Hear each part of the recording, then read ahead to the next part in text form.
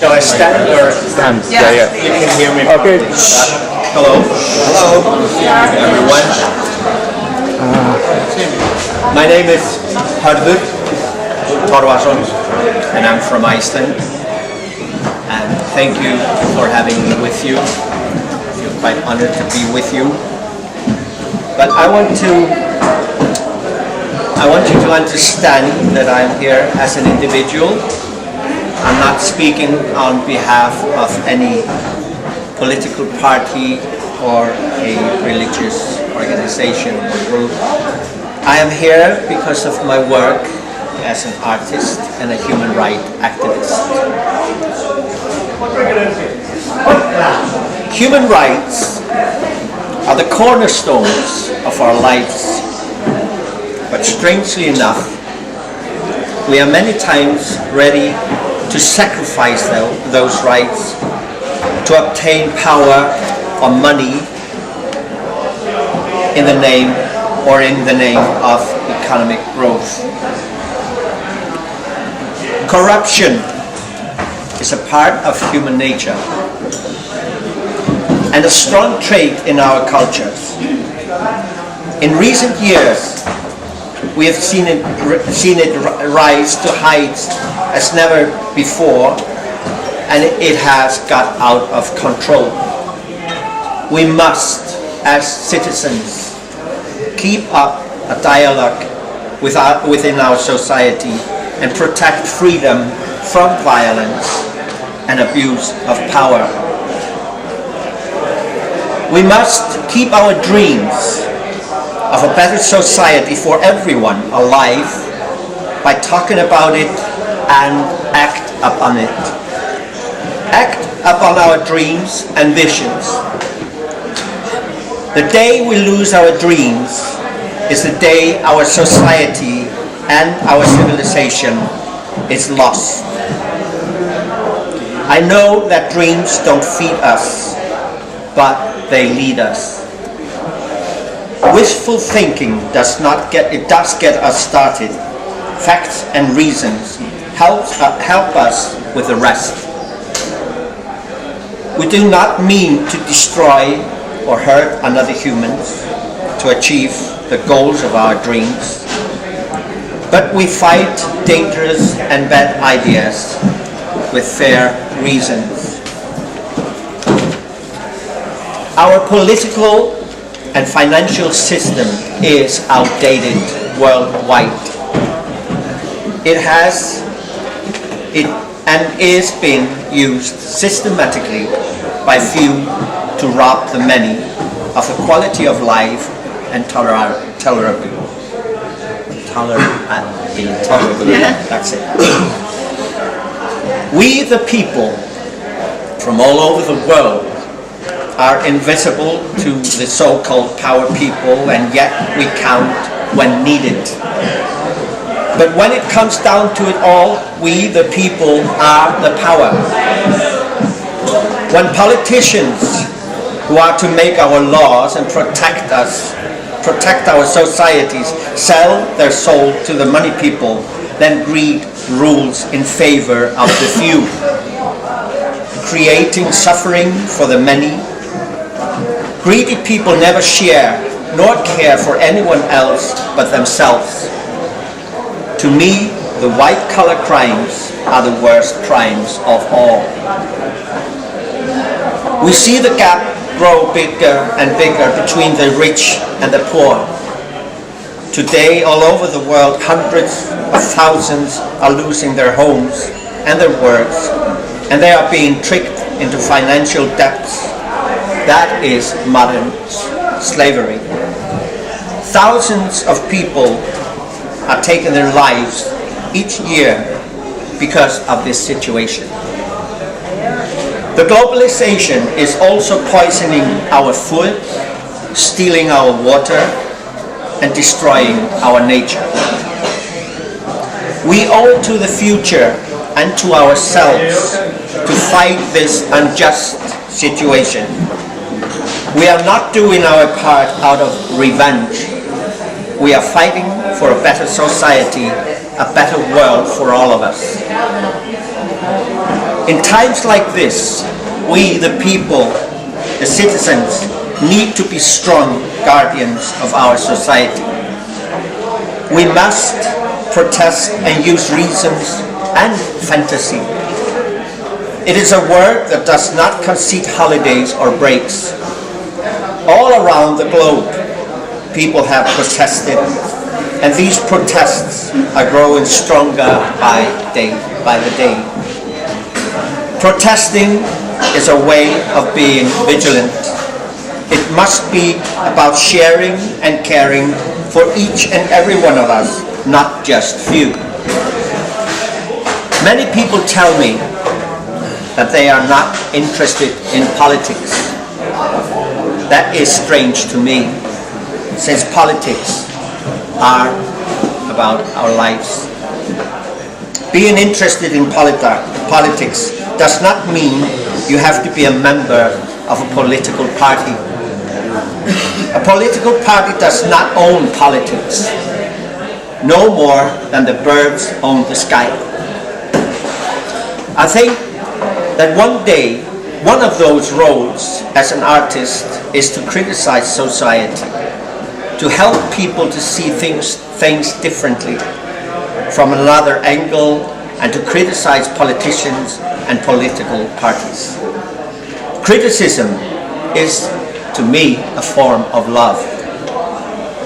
We have to use reasons, yes, but we also have to remember the unseen, the unproven, our feelings and cultural roots that cannot always be reasoned. It is called creativity and works perfectly with reasons. The crash, the financial crash worldwide, was a complicated affair.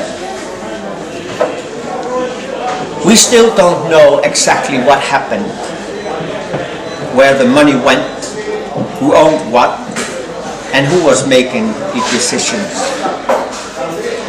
But we are working on it. In Iceland, we know for a fact that the banks used complex ownership and cooperate structures to hide their doings. There's a lot of confusion in Iceland today, and only one word can explain that: politics. We feel that the Social Democrats Party and the Left Green and the Right Wing Party, whatever they are called in Iceland, they have let us people down.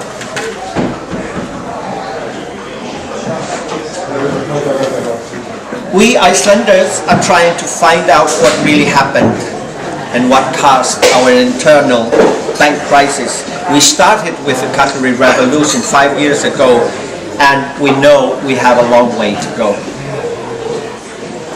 One thing we have learned already is that we all need to be vigilant and guardians of our society. The line between sanity and insanity is very thin.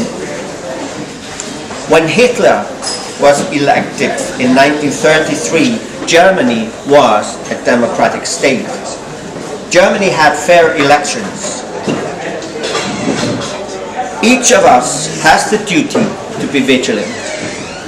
It is a work that does not concede holidays or breaks. Protesting is a way of being vigilant.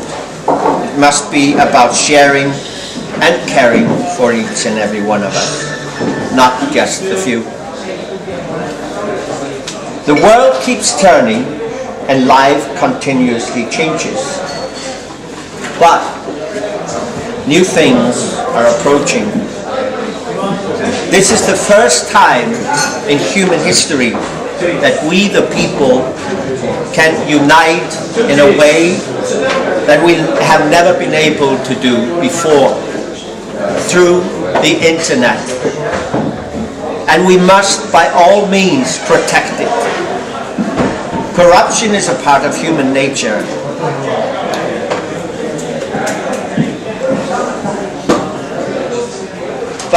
Has anything changed in Iceland in these 5 years? I would think so. Most people would think so, and we have this one little word, meaningful word, awareness. There have been many myths going around about Iceland. I think it's because we were the first ones to react to the global crisis. But I like you to understand that Icelanders never bailed out the banks. It's not true. It was not because we were so clever or our politicians. The fact is, we didn't have the money to do it. That's the reason. We were almost broke. But for the past years, because of my activity in Iceland, and in October the 11th of 2008, when the crash started, I went down and placed myself in front of the Parliament building in Reykjavik. I stood there asking 2 questions. Everyone who passed me by, I asked them 2 questions. Can you tell me what has happened? Do you have any idea of what we can do about it?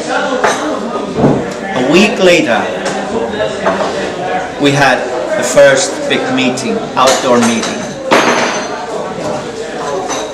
There was a lot of angry people there, thousands of angry people. Now, anger is a very dangerous thing if we don't control it.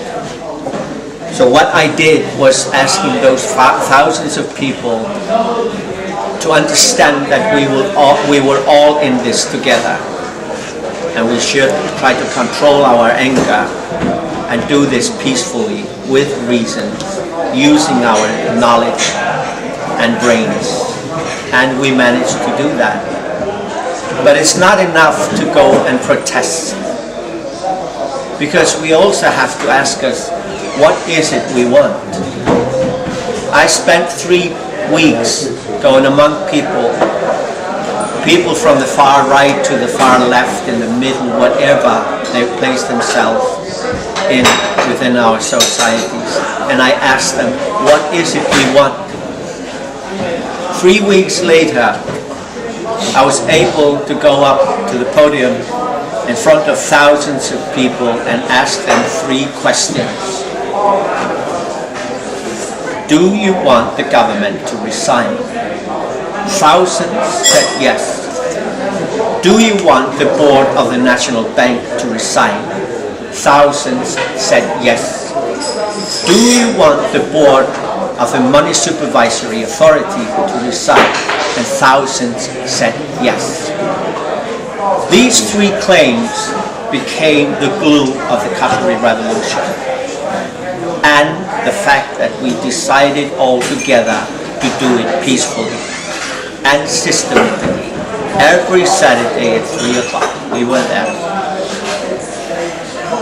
All 3 demands were 5 months later met. That was a very good result, 100% actually. Rather unusual. But there we are, 5 years later. I have been, in the past 3 years, traveling the world. I've been invited, like here, to talk to people, to share our experience from Iceland and the way I've been working, because the cutlery revolution is not the first project I've worked with and getting 100% results. I base it on my life. Maybe I should tell you a little bit about that. I have to take you back. When I was a young man in 1970, when I graduated from the National School in Theatre School in Iceland for National Theatre. What I was always dealing with was the question, Why do I want to become an artist? What will I achieve? What is my purpose? Because I see artists as a part of society, and we must have something to deal with. Of course, there are many people who aim for glory, for being famous, for money. That's just one part of it. But we don't all agree. I did not agree on this. I became very known in my country within a year after I graduated. I had a lot of things to do. I was very busy. I was in films, I was in theater, I was in television, I was in radio. I was doing concerts, I was doing LPs, I was a photo model. I had everything a young man could dream of, except one thing. I was not allowed to be who I am. I was told to shut up about it. Why? I'm gay.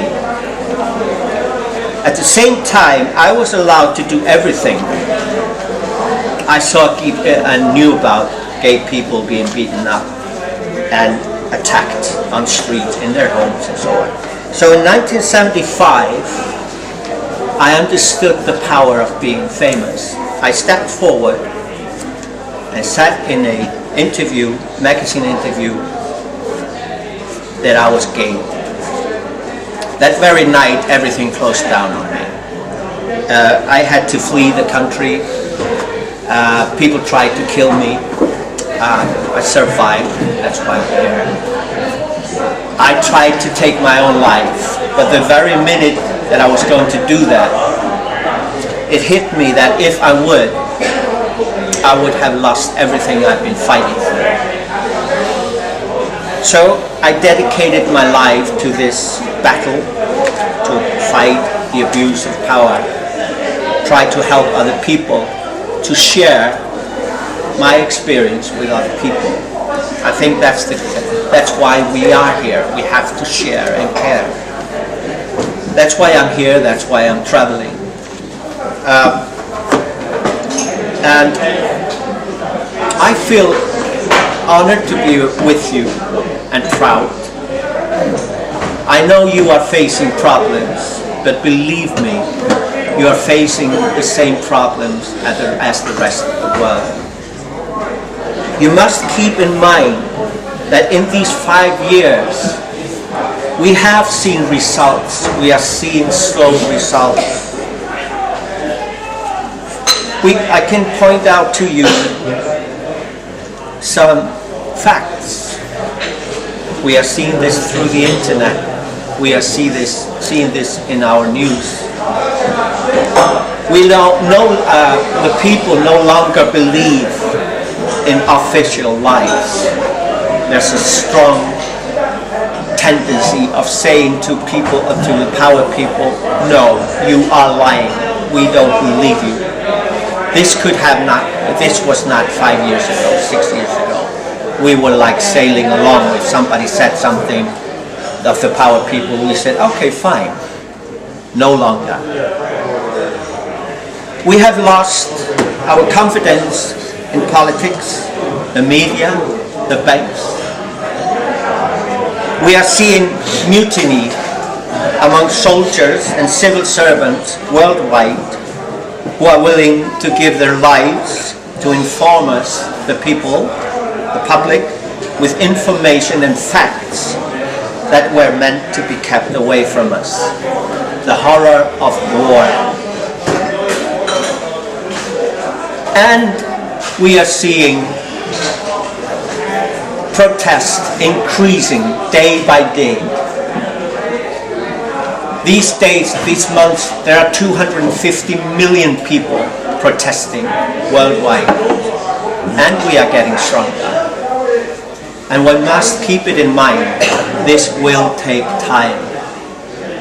This is a marathon, not a sprint. And I would like to say, we have also WikiLeaks and other organizations that are fighting for our lives with information.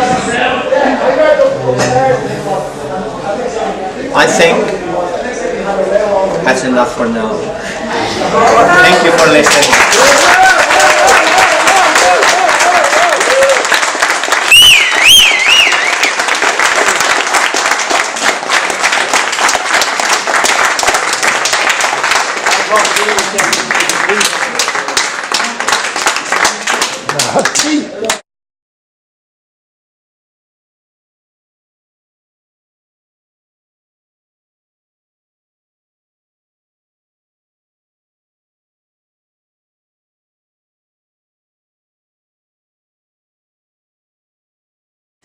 Marcus Howard, test 1, 2, 3.